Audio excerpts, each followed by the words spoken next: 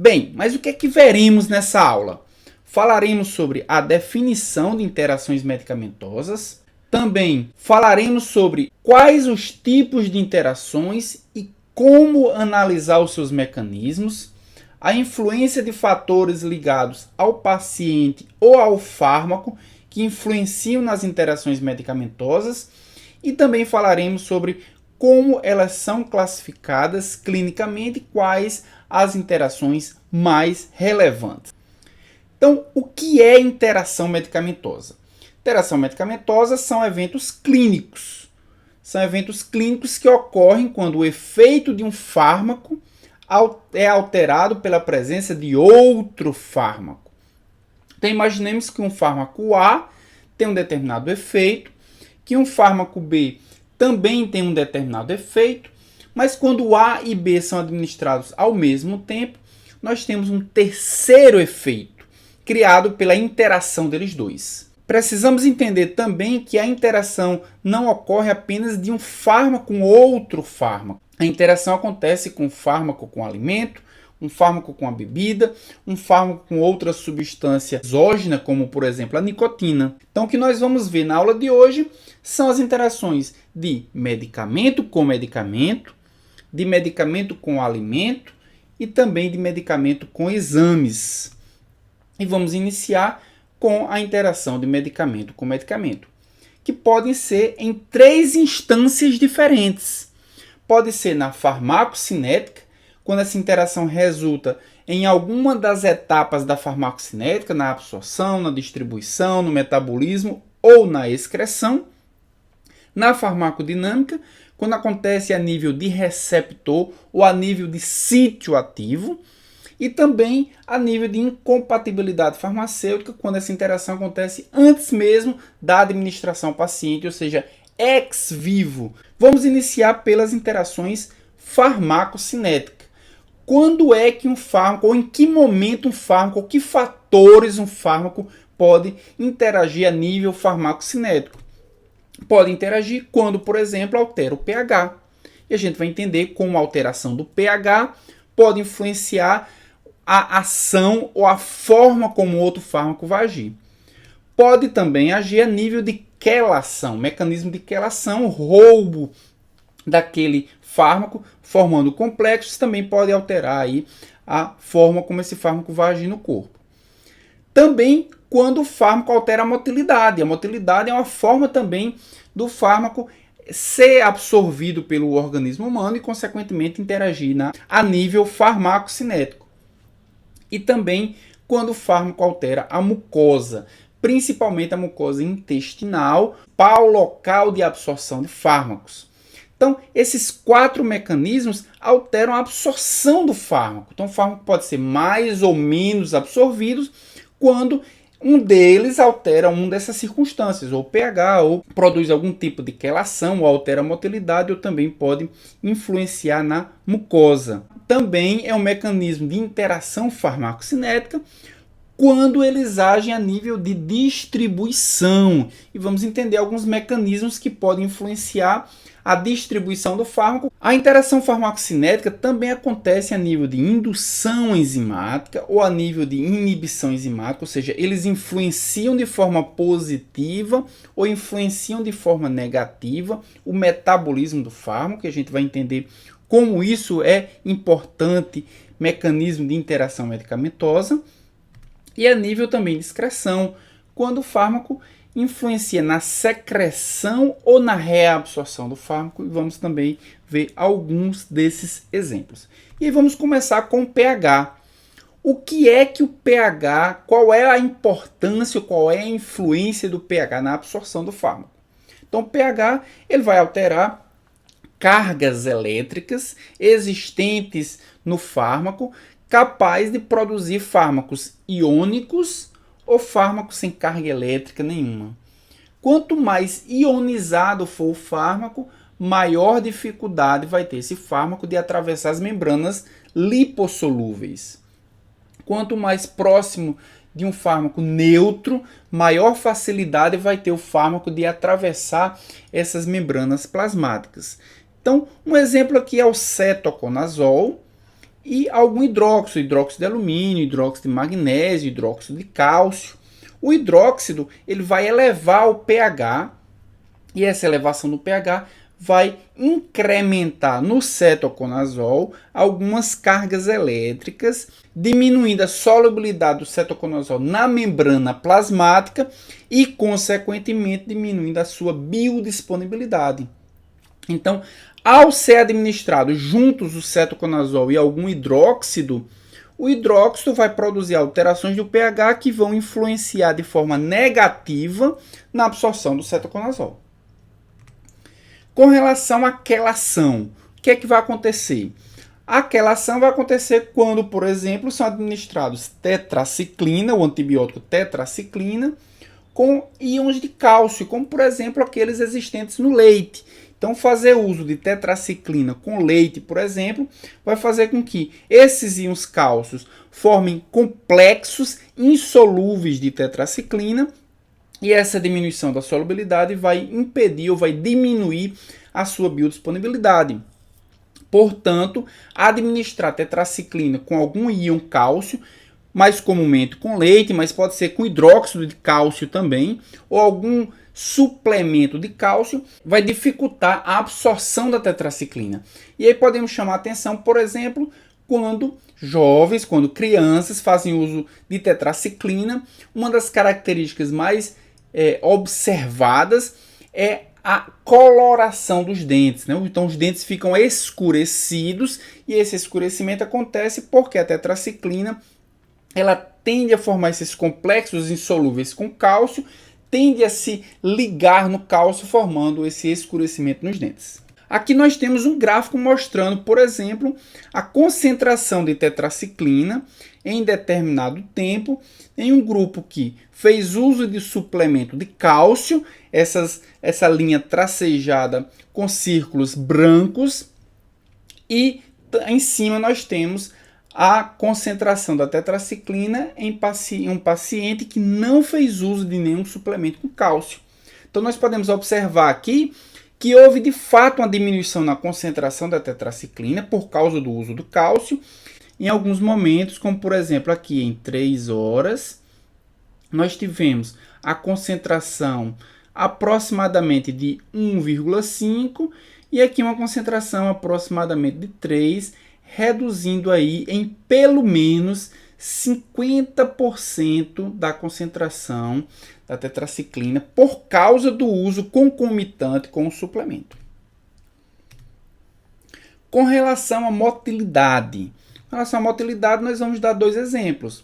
A ciclosporina, que é um imunossupressor, e a digoxina, que é um cardiotônico, e que ambos interagem com a metoclopramida, que é um antiemético estimulante do peristaltismo.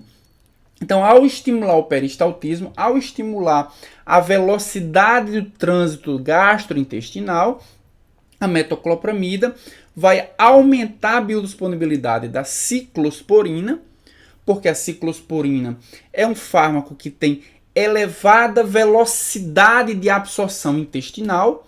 Então, quanto maior for o estímulo do peristaltismo, mais rapidamente a ciclosporina chega no intestino delgado. Como a sua absorção é muito rápida, quanto mais rápido ela chegar, maior será a sua velocidade de absorção, maior será a sua biodisponibilidade. Mas isso não acontece com a digoxina. A digoxina tem uma velocidade de absorção muito lenta. Então, aumentar a velocidade do peristaltismo faz com que ele chegue rapidamente ao intestino. Mas, como sua absorção é lenta, rapidamente ele vai sair também do intestino e isso vai produzir uma redução da sua biodisponibilidade. Então, aumentar o peristaltismo pode ter efeitos diferentes dependendo das características do fármaco.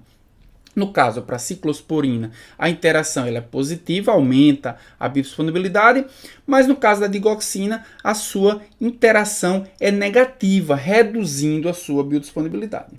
Também temos interação a nível de mucosa. Então, o que é que nós podemos ver a nível de mucosa? Temos a neomicina e temos o metotrexate interagindo com a vitamina B12. Então, neomicina e metotrexato podem produzir dano à mucosa gástrica, podem produzir dano à mucosa intestinal. E ao produzir dano à mucosa intestinal, isso pode diminuir a absorção de vitamina B12, causando como consequência, ou produzindo como consequência, a anemia megaloblástica. Então, destruir a mucosa é uma forma também de interação, dificultando a entrada e absorção da vitamina B12. E aí nós entramos na distribuição. Como é que fármacos podem interagir a nível de distribuição? Isso acontece quando a competição por sítios de ligação às proteínas plasmáticas. Para que eu possa explicar esse mecanismo, eu trouxe aqui um caso clínico, um diabético tipo 2, com 46 anos, foi diagnosticado há 3 anos com diabetes. Recentemente foi observada a necessidade de prevenir uma cardiopatia isquêmica primária. Antes da adequação terapêutica, ou seja, antes de administrar esse novo fármaco, o paciente apresentava valores de glicose adequados. Só que, ultimamente, queixa-se de vários eventos hipoglicêmicos. Então, vamos entender como é que foi isso. Então, o paciente foi diagnosticado com diabetes há 3 anos atrás. Durante 1 ano e meio, a sua glicemia média era em torno de 160 miligramas por decilitro. Foi aí que foi introduzido o hipoglicemiante, a glibenclamida. Eram 5 miligramas 2 vezes ao dia, eram 2 comprimidos. Logo após a administração da glibenclamida, a sua glicemia ficou numa média ali de 120 miligramas por decilitro, até recentemente ser introduzido o AS 150 miligramas, um comprimido ao dia. E foi observado que a glicemia passou de 120 para 62 miligramas por dia, tendo picos ou tendo crises hipoglicêmicas. O que aconteceu aqui? O que aconteceu é que a glibenclamida e o AS têm elevadas taxas de ligação às proteínas plasmáticas. Para a glibenclamida, 98%, para o AS, entre 80% e 90%. Além deles terem elevadas taxas de ligação às proteínas, os sítios de ligação da glibenclamida e do AS são os mesmos. Então, eles estão competindo pelo mesmo sítio de ligação. Competir pelo mesmo sítio de ligação significa que o fármaco com maior poder, maior força de ligação às proteínas vai permanecer ligado. Aí, aquele que tem menor força de ligação às proteínas vai permanecer desligado. Então, nós temos um exemplo aqui. A albumina, proteína albumina, está ligado a glibenclamida, e obviamente nem toda glibenclamida vai estar ligada à albumina, e nós temos aqui uma fração livre, que é a fração farmacologicamente ativa.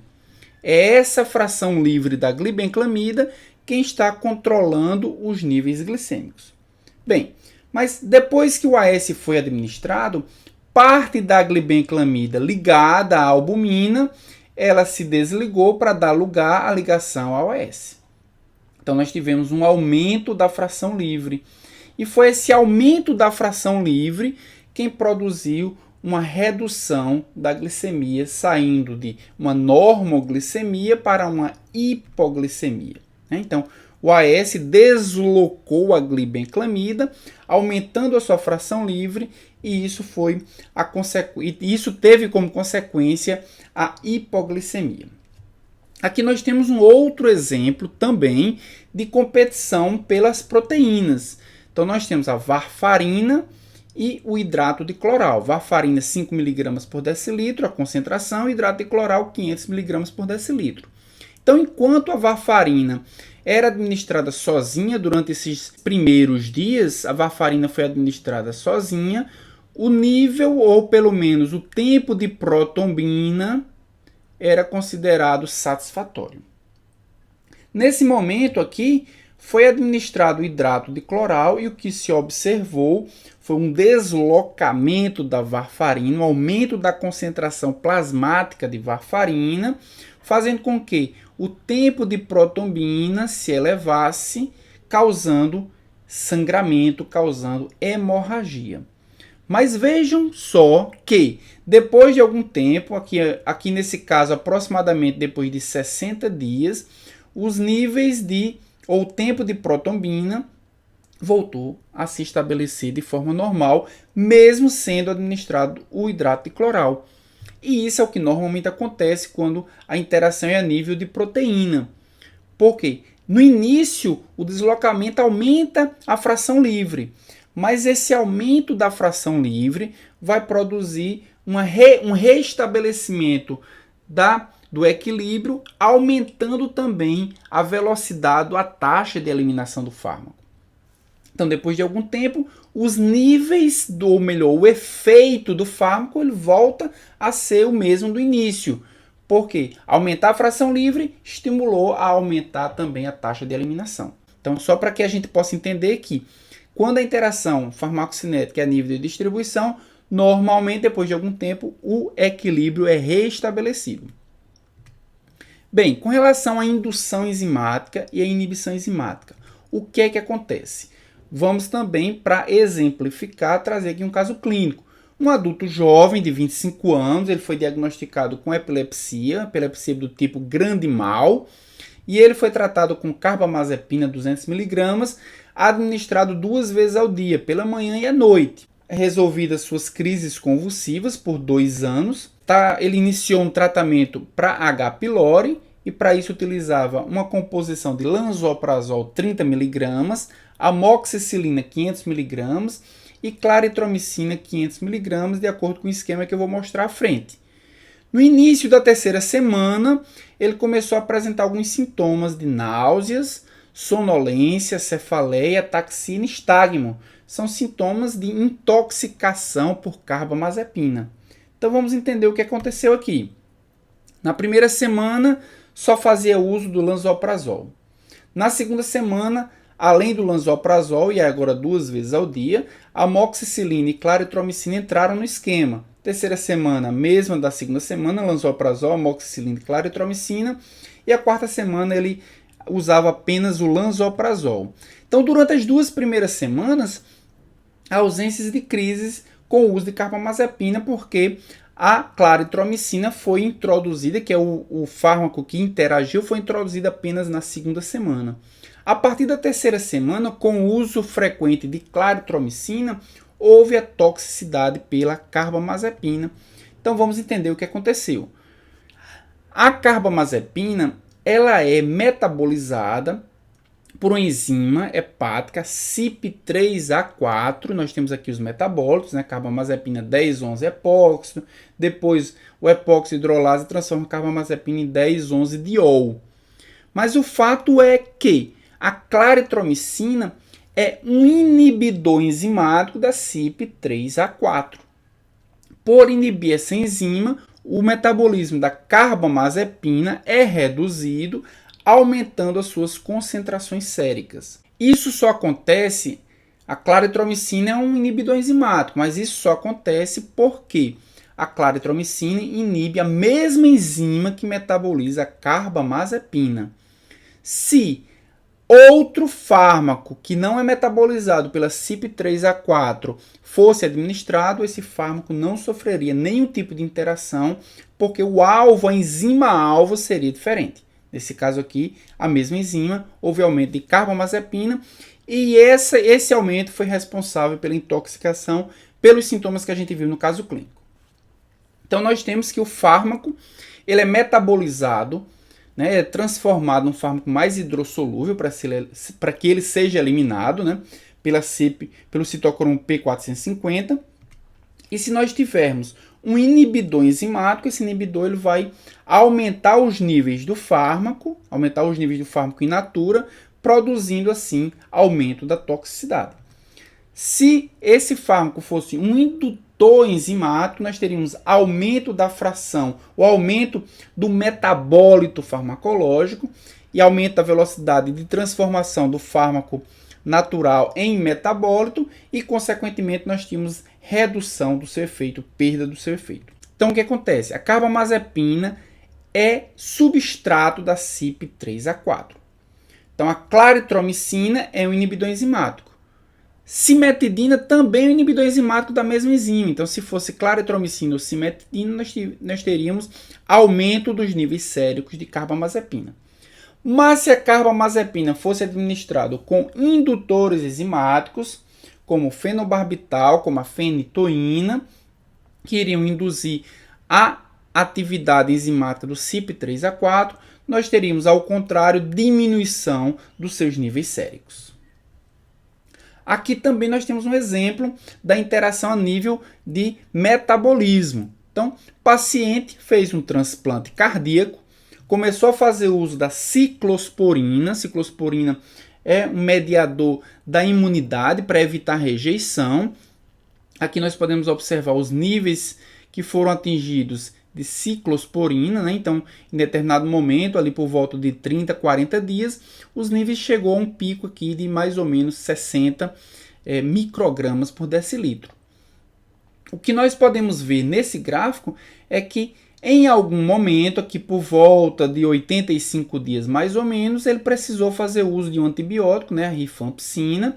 E a rifampicina, como nós sabemos, é um indutor enzimático. A rifampicina vai induzir o metabolismo da ciclosporina. E ao induzir ao metabolismo da ciclosporina, o que nós observamos é que esse modulador imunológico tem seus níveis reduzidos. Bem, o paciente tinha feito um transplante cardíaco. O que aconteceu quando os níveis de ciclosporina permaneceram reduzidos por muito tempo, aqui mais ou menos uns 20 e poucos dias, nós tivemos rejeição do transplante. Então, rejeição do transplante em virtude da interação medicamentosa a nível de metabolismo. E a nível de eliminação, então nós temos a secreção e nós temos também a reabsorção. Então eu trouxe aqui uma imagem de um túbulo renal. Os fármacos são eliminados ou por filtração glomerular. Essa forma de eliminação e filtração só acontece quando o fármaco não está ligado à proteína ou quando ele é pequeno o suficiente ou quando ele é hidrossolúvel para poder ser eliminado pela urina. Mas uma outra forma de eliminação é através da secreção tubular. Então, ou filtração ou secreção tubular. Bem, no caso da penicilina, 90% da concentração da penicilina está ligada a proteínas plasmáticas. Então, esse 90% não tem condição de ser eliminado por filtração, vai ser eliminado por secreção. Então, os 10% que não está ligado às proteínas plasmáticas é que, de fato, atravessam o glomérulo e são eliminados por filtração. Desses 10%, 2% são reabsorvidos e os 8% de fato são eliminados. Bem, mas nós temos na corrente sanguínea ainda 90% da penicilina ligada às proteínas e esses 90% eles são eliminados por secreção tubular. Mas nós já tínhamos aqui no túbulo 8%.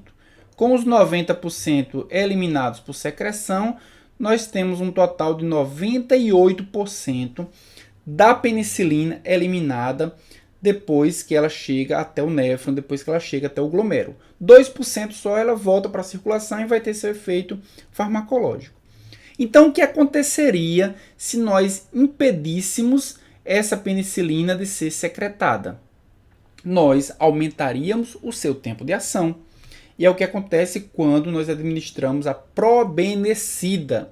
Então, probenecida interage com a penicilina de forma positiva, fazendo com que a penicilina não seja secretada. Então, eles competem pelo mesmo transportador a nível do túbulo renal, impedindo a sua secreção, fazendo com que esses 90% permaneçam na circulação sanguínea. Esses 90% circulam e apenas 2%, apenas 8%, melhor dizendo, é que é eliminado em cada passagem pelo néfron. Então, a introdução da penicilina com a probenecida diminui a secreção da penicilina, diminuindo assim a sua eliminação, aumentando o seu tempo de ação. Você está gostando da aula até aqui? Você acha que o conteúdo que você está vendo é relevante? Então assine o canal, compartilhe com outras pessoas esse conteúdo, esse vídeo, e também não deixe de marcar o sininho, pois ele vai te notificar quando tiver novos vídeos. Aqui na tela está aparecendo algumas das minhas redes sociais. Se vocês quiserem me seguir, lá podemos trocar uma ideia e continuar a discussão que iniciamos aqui nessa videoaula.